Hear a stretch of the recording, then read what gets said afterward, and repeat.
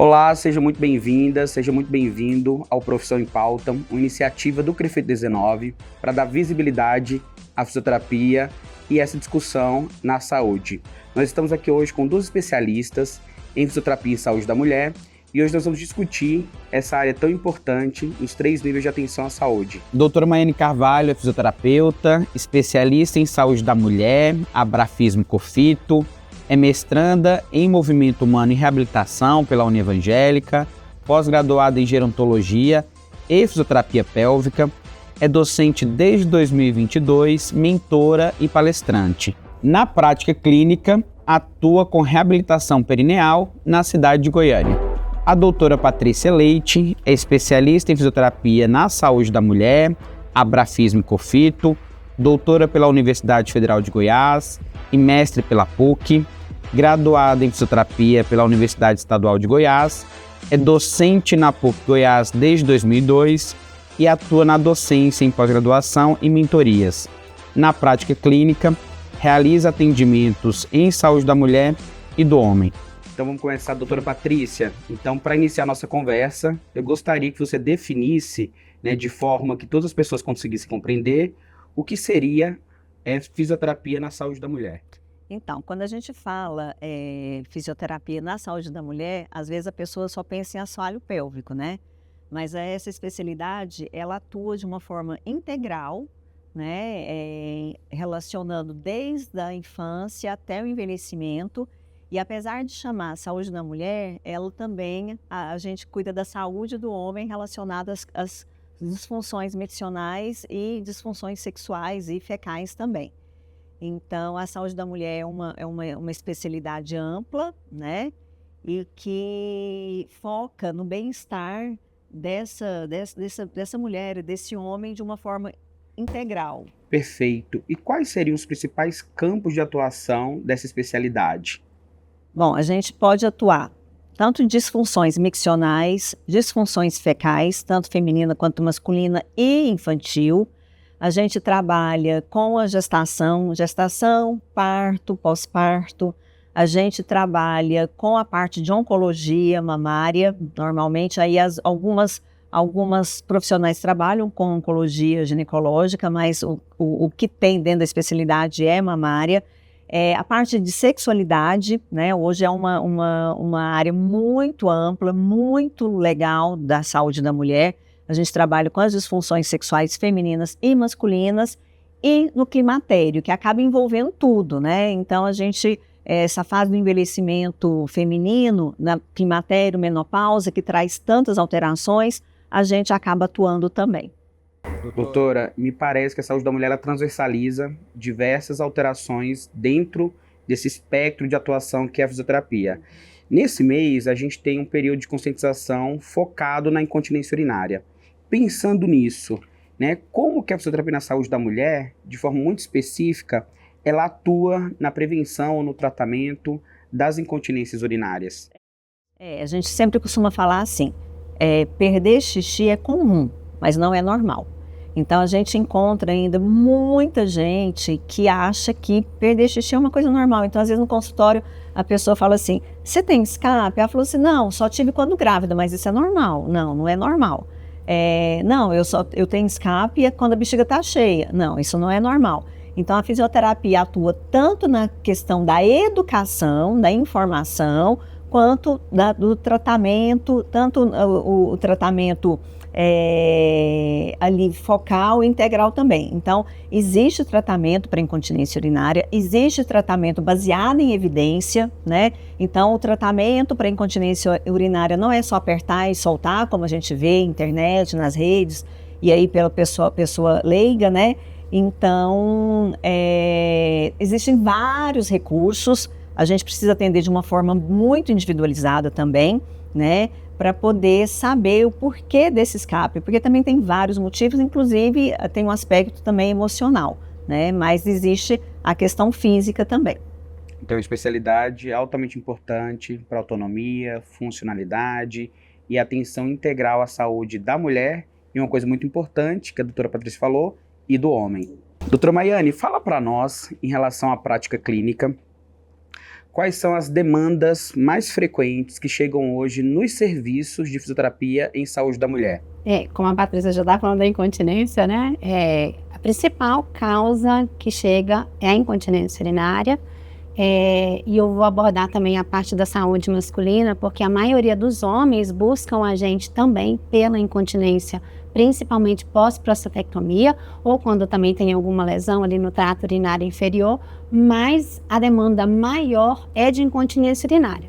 Mas geralmente essa incontinência urinária, ela pode também estar vinculada a algumas outras disfunções do assoalho pélvico. Aí a gente vai pensar ali num prolapso, de algumas estruturas relacionadas à musculatura, a ligamentos, as estruturas de órgãos. Então, a incontinência ainda é a principal causa, a principal queixa que traz tanto mulheres, homens, crianças também para dentro do consultório para tratamento da reabilitação ali perineal. Então, profissionais de fisioterapia têm um papel central nas disfunções do assoalho pélvico. Também, se a gente pegar como dados, nós somos a primeira linha de tratamento para a incontinência urinária. E como você também mesmo falou, né, dia 14 de março é o dia de conscientização da incontinência, da prevenção, né, da incontinência urinária, então a gente mostrar para todo mundo que é a primeira linha de tratamento. Mas aí entra uma causa. Nós não somos indicados como primeira linha. Então, isso daí é uma forma da gente abordar esses pacientes, trazer essa informação adequada como primeira linha de tratamento, que é a reabilitação perineal. A senhora poderia falar um pouquinho mais sobre a importância do papel da fisioterapia no processo de avaliação e acompanhamento? Sim. Então, a senhora falou que o fisioterapeuta é um profissional deveria ser um profissional de primeira escolha e é um profissional de primeiro contato. Uhum. Então fala um pouquinho para nós desse papel central, que vai desde a avaliação, do acompanhamento até a alta fisioterapêutica. Sim, a avaliação é fundamental. O primeiro contato que nós temos com o paciente, ele é fundamental. Então, o paciente passar por uma consulta fisioterapêutica, a gente conseguir fazer uma anamnese de todos os aspectos e eu, como prática clínica, que eu tenho mais do que mesmo a docência, a gente abordar a parte pélvica de uma forma geral. Se esse paciente apresenta disfunção urinária, ele pode apresentar, no caso da mulher, disfunção ginecológica, ela pode apresentar disfunção anorretal. Então, a gente aborda todos os aspectos, até mesmo no caso, como a Patrícia falou, da questão da parte da obstetrícia, né, ali, do histórico obstétrico dessa paciente. Então, essas informações na anamnese, elas são fundamentais. Passando por isso, entra a parte da avaliação física. Então, essa avaliação mais fundamental ainda, no qual nós, fisioterapeutas, nós iremos avaliar todas as estruturas, e aí não só pélvica. A gente avalia postura, a gente avalia músculos que estão associados à região pélvica, também que pode estar com alguma disfunção e levar até mesmo a incontinência urinária. Então, toda essa avaliação vai levar a gente para onde? Para a gente ter uma intervenção. E aí é onde a gente vai abordar todo o tratamento, quais recursos nós iremos usar, quais exercícios adequados, individualizados para cada paciente de forma única. Perfeito. Então a gente tem disfunções que têm um impacto direto, provavelmente, na qualidade de vida das pessoas acometidas e que também repercute na família. Sim. Se a gente pensar, como a senhora colocou, né, que a gente tem mulheres e homens com disfunções importantes. A senhora poderia falar um pouquinho para a gente do impacto dessas disfunções ou do impacto da fisioterapia na qualidade de vida, tanto do paciente como das famílias? Sim, a incontinência urinária, ela já começa a dar uma diminuição da qualidade de vida de qualquer um. Seja um jovem, seja uma pessoa mais idosa, porque essa pessoa já começa a ter restrições de se locomover, ela tem restrições no próprio ambiente de trabalho, porque a queixa dela, a perda de urina, pode levar a constrangimentos. E aí, quando a gente trata o paciente idoso, por exemplo, na maioria das vezes a mulher, o que acontece? Nem para a família ela fala que ela está perdendo urina. ela começa a usar alguns recursos que não são recursos adequados para aquele momento. Então, ela deixa de falar para a filha, deixa de falar, de procurar até mesmo uma ajuda de um profissional. Aí, essa paciente vai se isolando, essa paciente vai tendo restrições até mesmo dentro do próprio ambiente no qual ela vive, e aí pode levar o quê? A uma queda, porque aí essa paciente pode ter uma frequência urinária aumentada, ela pode começar a fazer o que a gente chama de noctúria, que é acordar à noite várias vezes para fazer o xixi, interrompendo o sono e risco de queda. E aí a qualidade de vida desses pacientes podem alterar também.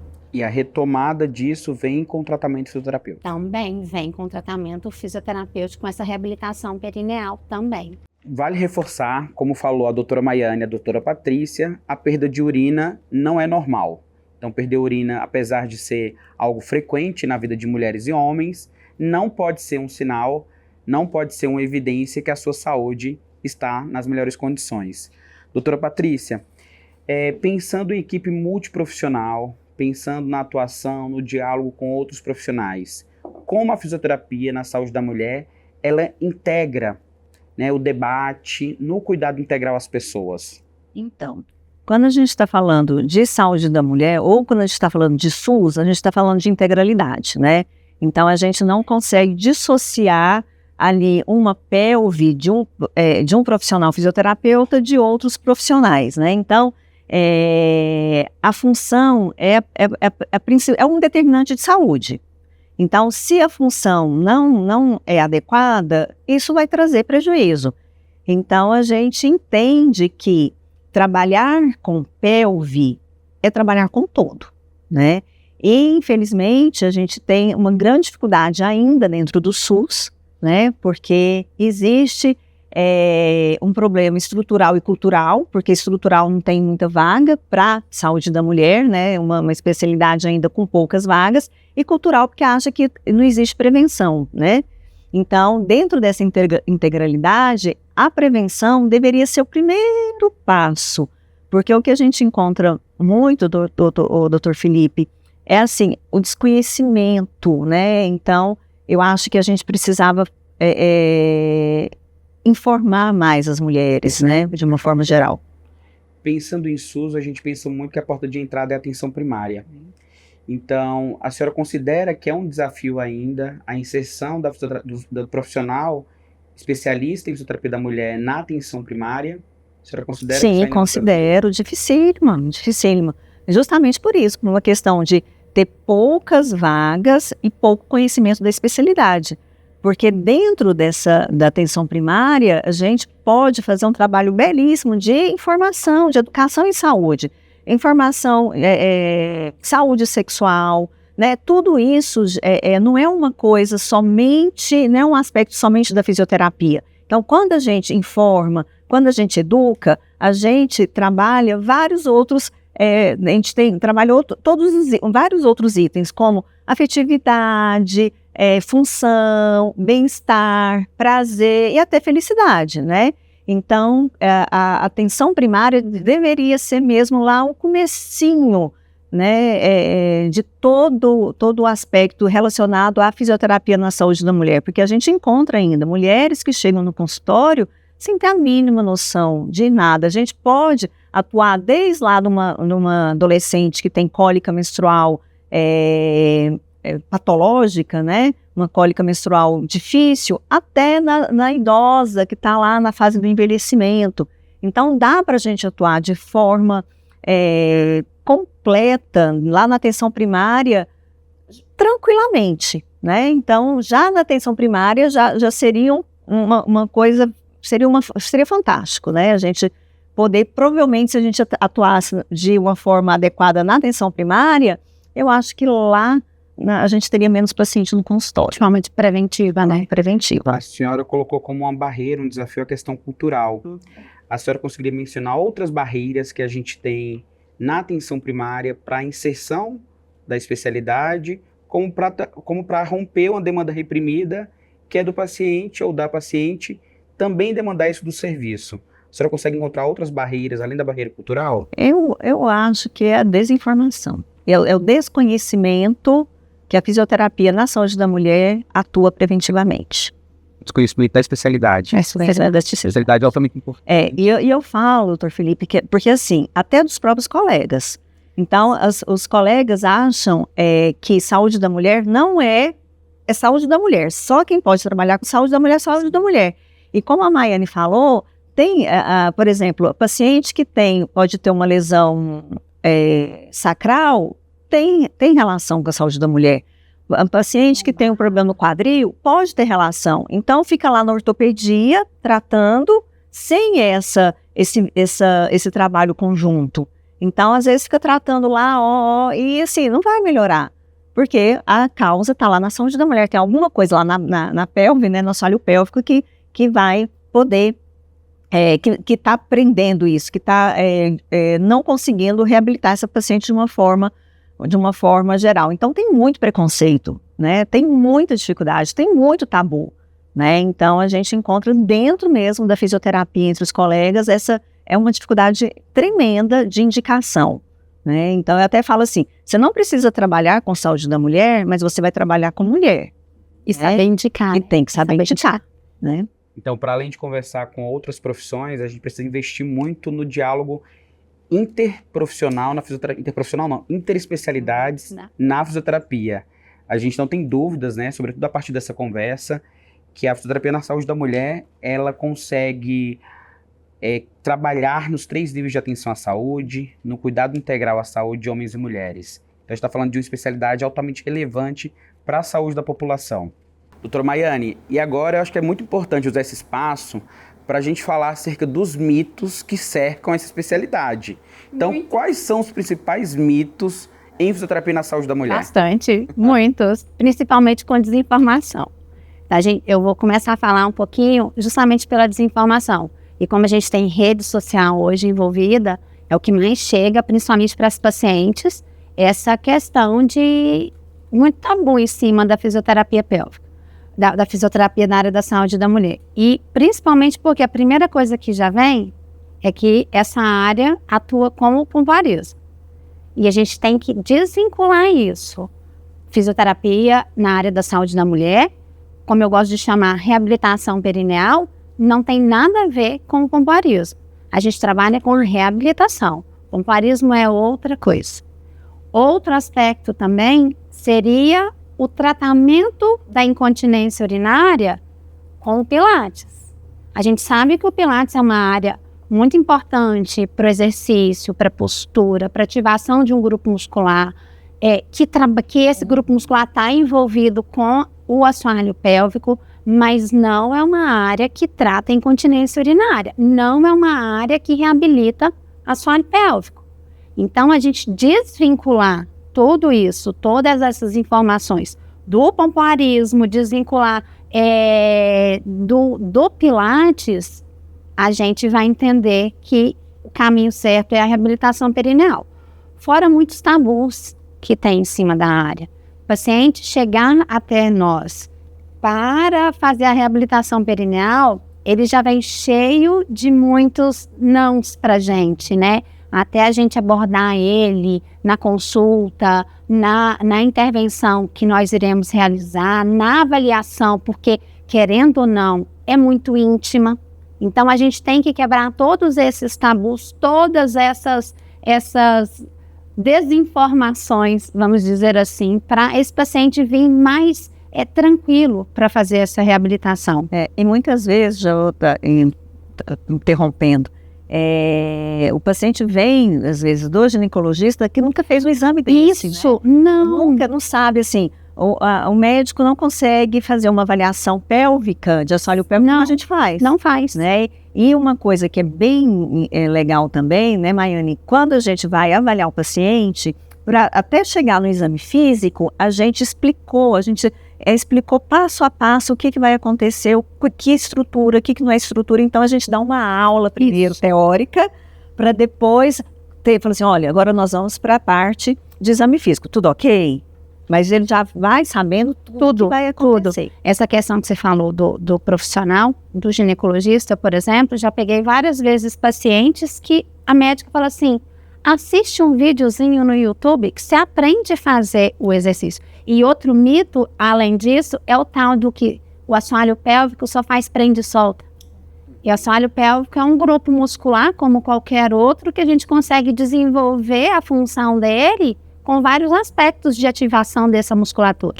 Então, fazer só prende e solta também não é o ideal para esses pacientes, porque é isso que vem de outros profissionais que não é da área da saúde da mulher, não é da área da fisioterapia e fazendo essas indicações. Um outro mito é que fisioterapia na saúde da mulher é só para pessoas mais velhas. Só para mulher, ou gestante, ou gestante. Também não há.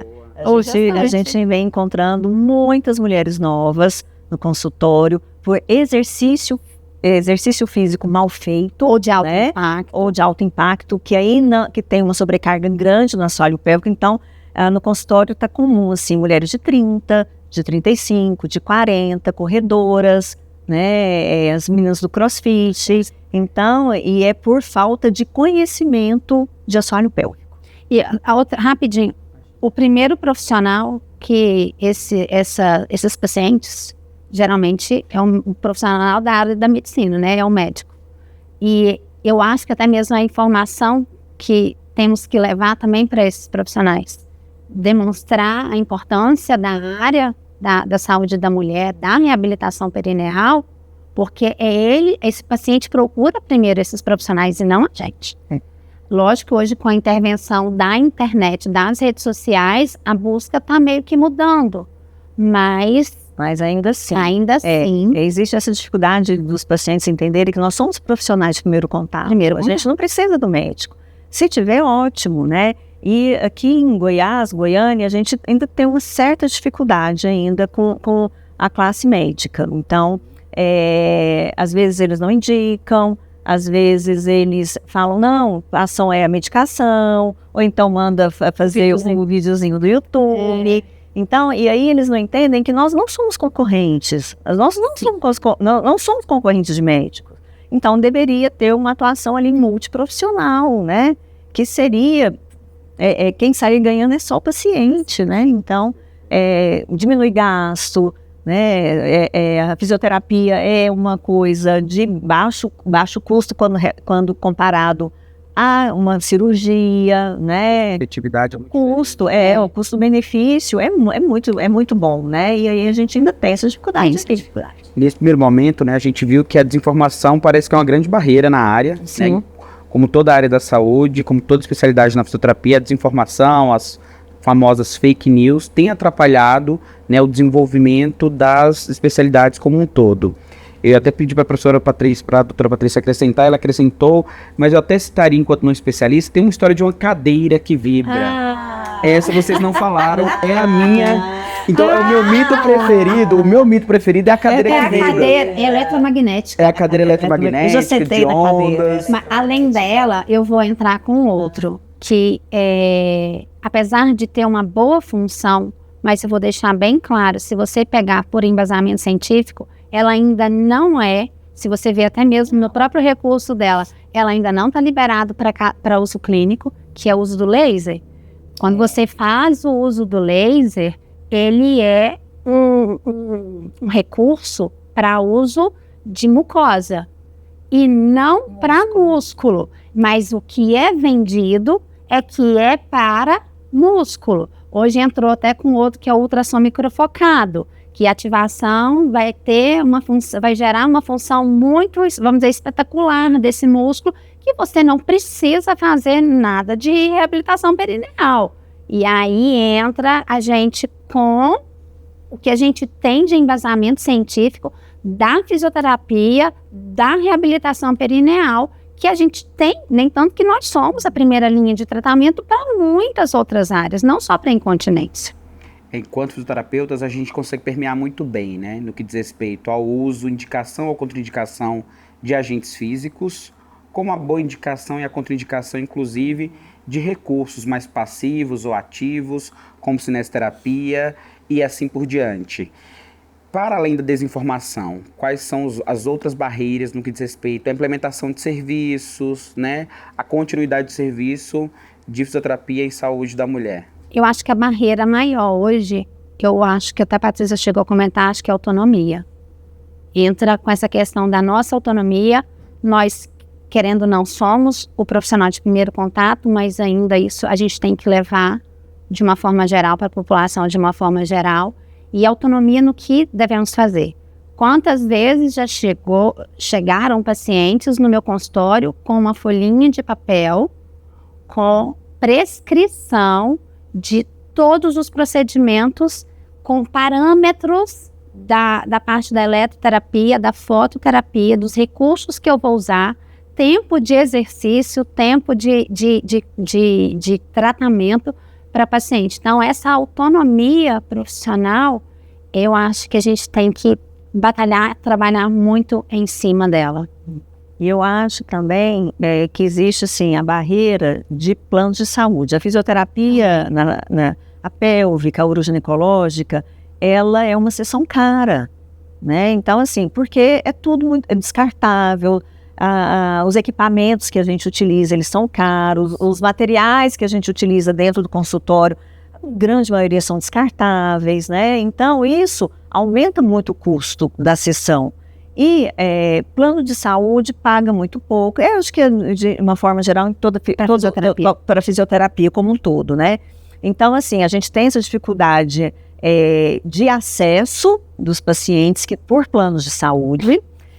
A gente tem a dificuldade que barra também no conhecimento, por exemplo, as universidades não terem estágio, né? Eu falo porque lá na Católica eu acho que é o único lugar em Goiânia que tem estágio em fisioterapia na saúde da mulher, né? Então a gente não consegue também atender, né, a grande parte da população ou muita gente que procura a gente, mas e aí entra nessa questão até, eu acho que entra lá no desconhecimento mesmo, sabe, sobre a importância da profissão, assim, da especialidade como um todo. Eu falo aqui dos próprios profissionais, em relação à valorização da nossa área. Então, você vê profissionais aí que, diretamente, de forma de valor, que a gente, querendo ou não, a gente tem um referencial que a gente deveria usar, e a maioria usa com valores muito abaixo. Doutora Maiane, e o que a senhora acha que a gente precisa para avançar?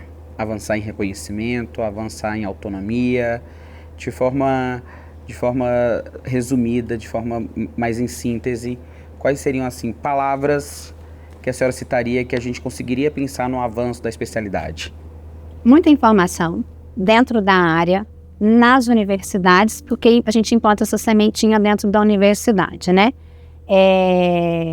Talvez proporcionar para esses alunos que estão na graduação um pouquinho mais de prática para entender o tão importante é essa área para a fisioterapia, para pacientes, para a população de uma forma geral.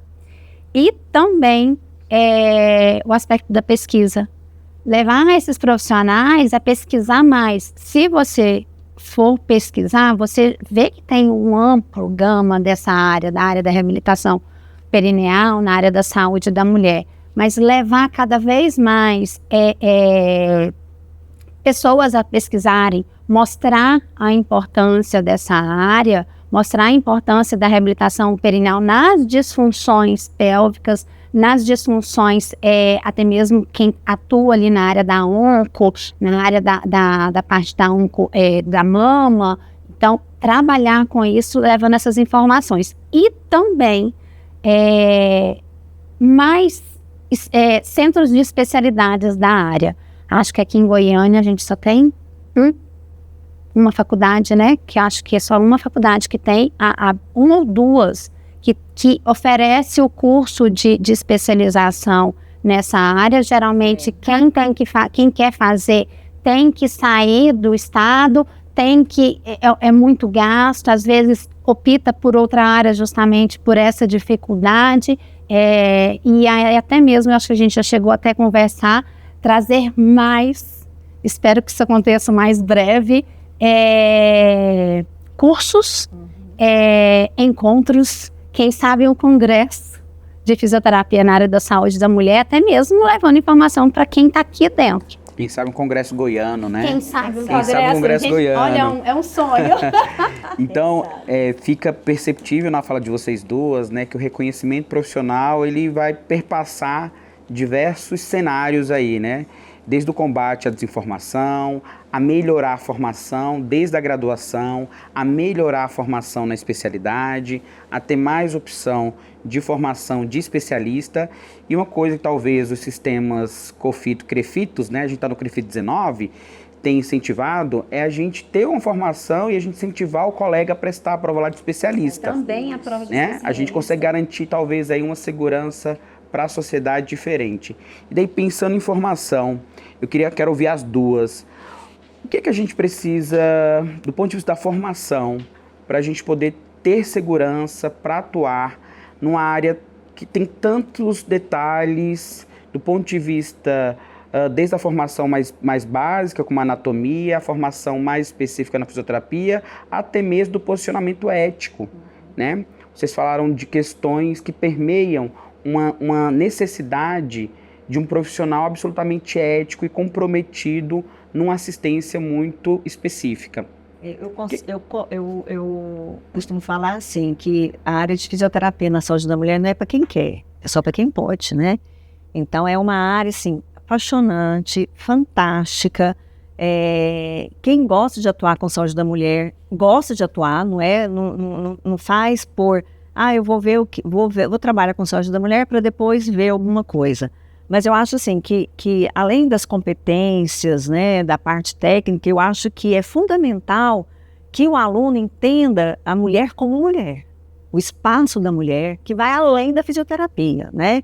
Então a mulher com as suas dores, com a sua história, com o seu corpo, né? Então tudo isso a gente parte dali, né? Se a gente entende essa mulher dessa forma, a parte técnica, a parte de formação, a parte de recursos, isso vira um todo, né? Então acaba entrando, a gente entra muito até nisso, no empoderamento feminino, né? Então a gente precisa fazer com que os nossos alunos entendam isso, né? Que a gente parte desse conhecimento, né?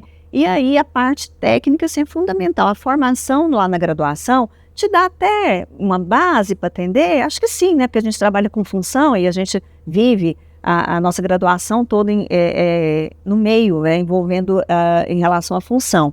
Mas especificamente, como é muito delicado, é muito íntimo, né? Então, precisa de uma mentoria, precisa de uma formação específica, precisa de muita prática, né? Então, precisa ter esse cuidado. E a pessoa, para trabalhar com saúde da mulher, precisa ter essa sensibilidade clínica também, né? De acolher, né? A gente precisa acolher, né? Várias vezes os pacientes chegam no nosso consultório e choram muito. Então, a gente precisa ter esse acolhimento, precisa ter escuta, né? Então, eu acho que vai além da parte técnica, né? Você tem que ter muita responsabilidade para trabalhar com saúde da mulher, né? Você tem que ter muito respeito, falo que é muita honestidade, né? Para estar ali fazendo, trabalhando daquela forma, com aquela intimidade, tanto com homens, com mulheres, né? Então,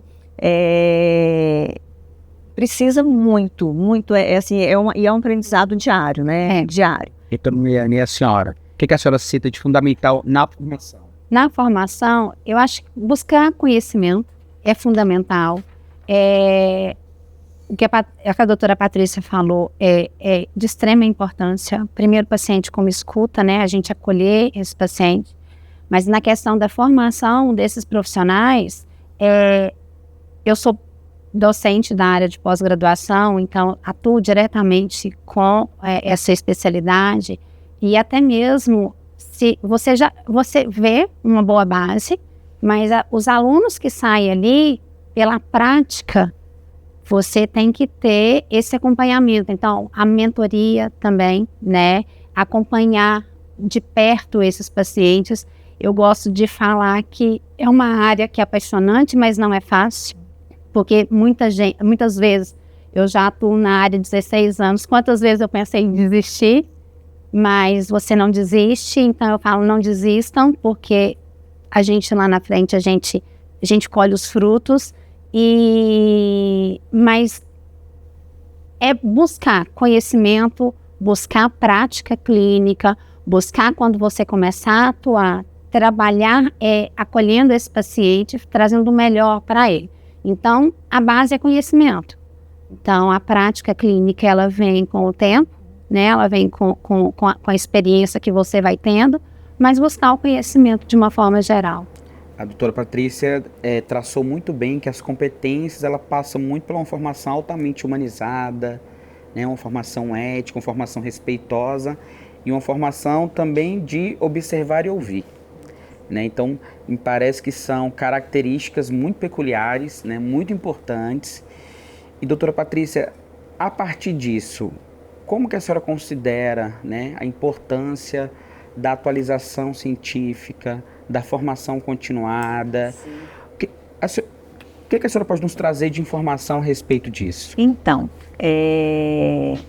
quando a gente fala de saúde da mulher, tem uma gama de pesquisas científicas, a gente tem que se basear por isso, né? Existe muito modismo, existe muito achismo, rede social não substitui artigo científico, né?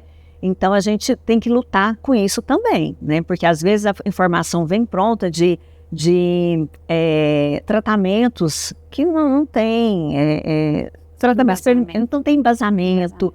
Aí, aquela história assim, o meu grupo deu certo. Então, a gente ainda Dentro do consultório deu certo. Dentro do consultório deu certo. Então, tem muita dificuldade ainda em fazer com que esses profissionais leiam o artigo, busquem a ciência, né? Porque, às vezes, fala para o paciente uma coisa que não está errada. Às vezes, garante que ali um equipamento, um recurso, vai melhorar. E vai, né? Porque, então, porque eu vi na internet, porque é modismo, porque é isso, porque é aquilo. Então, eu acho que tem que ser isso. Olha, você tem que deixar claro. Às vezes pergunta sobre alguma coisa que não tem embasamento. Eu falo para o meu paciente, olha, usa. Tem embasamento científico? Não. Eu uso? Não. Tem gente que dá certo? Dá. Mas eu acho que essa parte assim, de docência, de responsabilidade, né, a gente não pode partir da não ciência.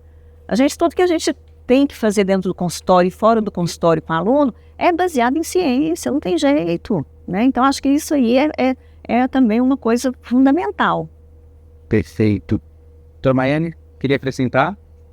Essa base científica, ela traz pra gente justamente isso, porque quando você pega alguns procedimentos que o paciente já vem de outros profissionais, fala, mas deu certo lá. O dar certo ali talvez melhorou uma porcentagem que talvez a gente reabilitando com o que a gente tem de embasamento mesmo, vai melhorar. O que melhorou 10, a gente melhora ali 60, 70, até 80, 90, talvez 100%.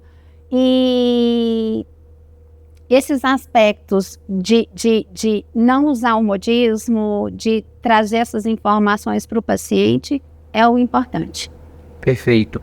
E nos últimos anos a gente tem percebido uma aproximação muito forte dos sistemas COFITOS com os recém-formados e com os estudantes. Então, para encerrar o nosso papo de hoje, eu queria uma mensagem de vocês duas, enquanto duas especialistas, duas pessoas com reconhecimento dentro daquilo que a gente conhece em fisioterapia na saúde da mulher, que vocês conversassem agora com estudantes de fisioterapia ou pessoas recém-formadas em fisioterapia que eventualmente, né, podem se encantar aí pela fisioterapia na saúde da mulher. Doutora Patrícia? Bom, eu falaria que, assim, que a saúde da mulher realmente é uma especialidade apaixonante e que a gente precisa, dentro desse processo, buscar se especializar mesmo, né? Que a gente só consegue sucesso na sua vida profissional se você se especializa, se você se estuda.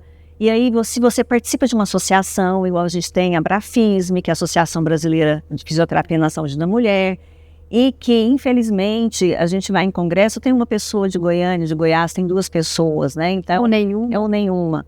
Então, às vezes, é importante que o aluno tenha esse conhecimento, esse entendimento, que buscar instituições sérias e que vão fortalecer a nossa especialidade é importante. A gente não é ninguém sem a ajuda dessas associações, né? Dos conselhos das associações. Então, a gente tem que lutar junto, porque a gente só consegue fortalecer uma especialidade se a gente tiver ajuda dessas instituições.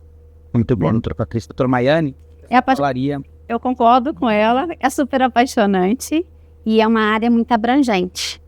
Então, quando a gente fala em saúde da mulher, mas a gente vai pensar na saúde da criança, na saúde pélvica da criança, na saúde pélvica do homem, é uma área que a gente consegue ter um leque de abordagens, um leque de atuação na área. Então, buscar por essa área, para quem se identifica, procurar uma boa formação, deixando bem claro, procurar uma boa formação, fazer parte das associações, quem se for se identificar mesmo, fazer a prova de titulação, que é super importante, e entrar nessa área sem medo, porque às vezes você entra, como eu falei antes, ela é apaixonante, mas às vezes a gente quer dar um passo para trás. Mas não ter medo, seguir em frente, porque é uma área muito, eu acho que ela tem uma perspectiva lá na frente de valorização muito grande. Queria agradecer vocês duas experts, duas referências no que diz respeito à fisioterapia na saúde da mulher, por terem dado a oportunidade, né, de conhecermos um pouco, não só sobre a vida de vocês profissional, mas de conhecer o que vocês têm a oferecer do ponto de vista, né, tanto para a população, no que diz respeito a atendimentos, como no que diz respeito à formação. Então, muito obrigado. Em nome do CREFIT 19, eu quero agradecer a presença de vocês duas. Esse foi o Profissão em Pauta, uma iniciativa do CREFIT 19 para aproximar a sociedade da nossa profissão. Acompanhe os canais oficiais do CREFIT 19 e até o próximo episódio.